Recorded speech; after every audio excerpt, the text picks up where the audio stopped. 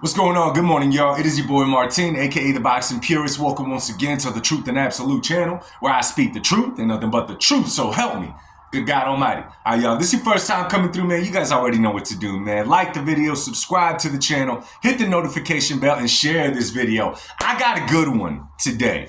Okay, I got a good one today. You guys know me.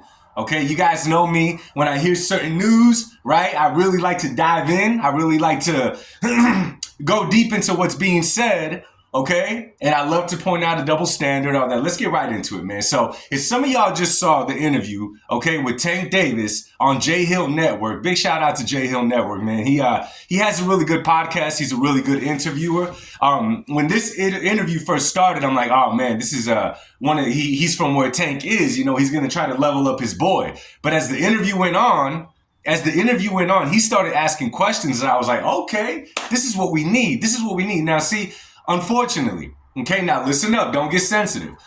We live in a world, okay, that you cannot critique somebody. You cannot critique what they say. You cannot disagree with what they say, because right away, they throw you into the idea of being a hater.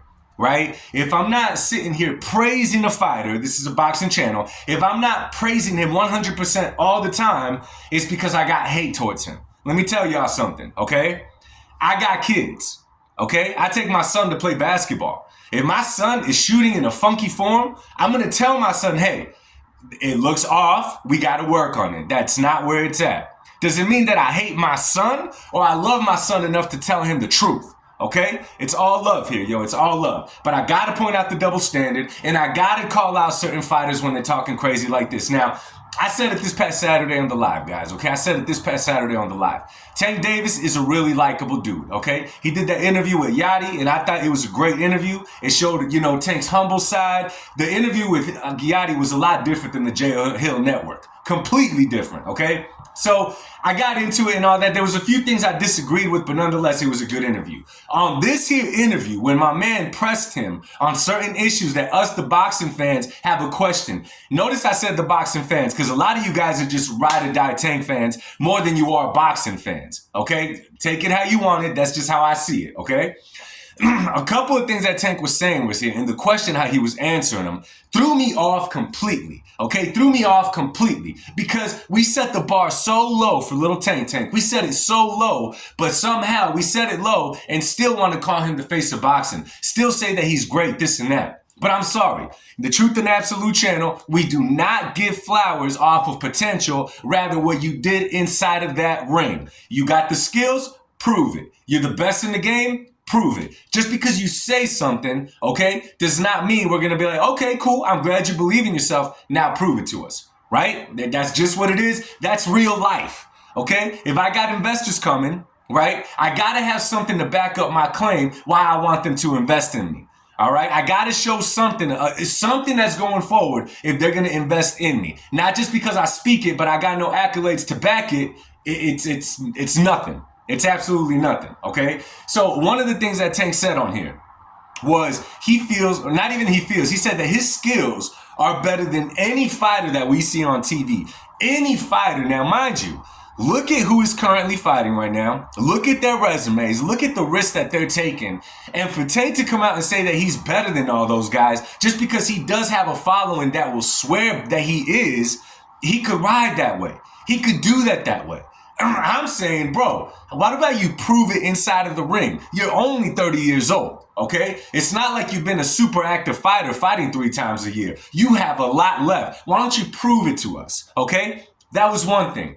Second, asked about Lamont Roach, my man pressed him on this and said, bro, why are you fighting Lamont Roach? Pretty much saying your level's above Lamont Roach. Why Lamont Roach when there's so many other people? Tank had the nerve to say that Lamont Roach was actually a good fighter. He went as far as to say that Lamont Roach was a puncher. If I'm not mistaken, Lamont Roach is a lightweight, right? Or what is he? He's at 130. I forget the name. 130, moving up to 135. In his old weight class, I think he only has 8 or 9 knockouts out of 21 fights or something like that. So you could call him a puncher all you want. His record does not say that. His record does not tell that story. So you could feed that to your diehard followers that will not hold you accountable, but to the boxing public, the actual boxing fans, not the casuals, because they try to play some reverse stuff. The actual boxing fans, His record doesn't say so. His record does not say so. When asked why he's not fighting the Teofimo Lopez's, the Devin Haney's, all these other guys, he straight up lied. Okay? He said that he didn't fight none of those guys because they already had fights lined up. Mind you, Lamont Roach and Tank Davis was lined up before the whole Turkish Al-Sheikh deal when Ryan was going to fight Rolly, Devin Haney was going to fight Jose Ramirez, and their rematch. Those fights were not set in stone. Teofimo Lopez was available to fight Tank Davis. And you know what he said? He pretty much said because of the disrespect of Teofimo Lopez, he didn't want to give him that fight. Which, okay, whatever.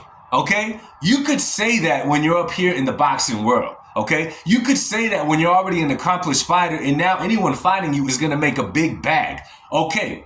You cannot say that when you're not yet proven against the other guys in your division that are right there for you to fight and you're not fighting them. Another thing, is anybody going to call out Tank, okay, or not even Tank, the idea of why with Canelo, it has to make the media, we have to tear him apart for him saying that he doesn't like how Benavidez approached the fight, but it's okay for Tank Davis to say that Teo didn't get the fight because of a form of disrespect, and it's all good. We're just going to sweep it under the rug and be like, yay, Tank Davis, 28 knockouts.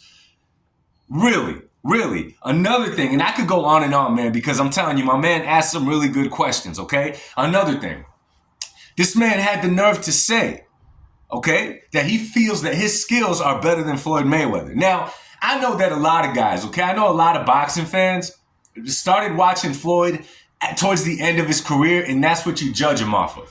But if you go back to the beginning of Floyd's career in the 90s, to what he accomplished, how he fought, who he fought, the way that he looked in the ring, you can't, it's not even apples and oranges, okay? I would say it's the preschool level, you know, those old play school basketball hoops, comparing the little kids that play on that to freaking Michael Jordan. Okay, that's the comparison. There is no comparison, okay? Floyd didn't only talk about it, he proved it inside the ring. Another thing, he went out to say that Floyd Mayweather wanted him to lose, so he made a fight with him and Jose Pedraza. And you know what Tank said? At the time, I was only 16-0. 16-0?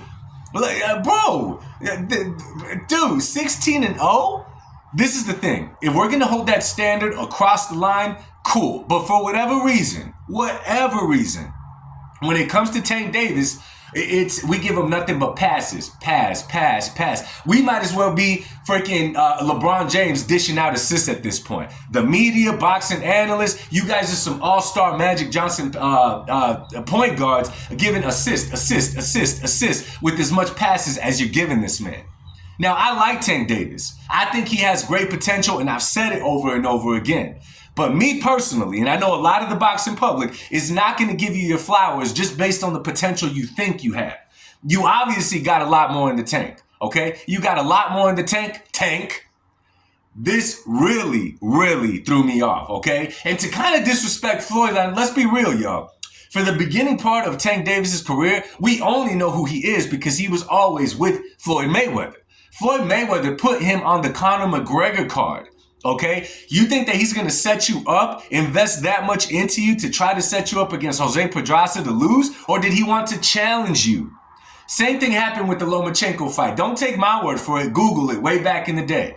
Tank was upset at the fact that Floyd was trying to make the Lomachenko fight. Now, mind you, I didn't just come up with these thoughts. This was all said in an interview. And I could go on and on and on and on. And the same thing with that whole logic that, why do I gotta fight Devin Haney when I fought Ryan Garcia and Ryan Garcia beat Devin Haney? It doesn't work like that in the way of boxing, and don't y'all be fooled. Styles make fights. The nerve to say that the Ryan Garcia he fought was in better shape than the one that Devin Haney fought? Listen. We got to keep it real. We got to keep it 100. We got to keep it consistent, okay? We cannot lower the bar for fighters that we just like, okay? And another thing, you don't become a legend because you came up from the trenches and you are where you're at today. Do I applaud it? Absolutely, bro. You came up from the trenches. You had a bad upbringing. You came from a place with not much opportunity and you made something of yourself. I will applaud that all day. What I will not do is say, oh yeah, you came up from the trenches, you got to where you're at, now you're a Hall of Fame boxer. Absolutely not. You got to prove that inside the ring.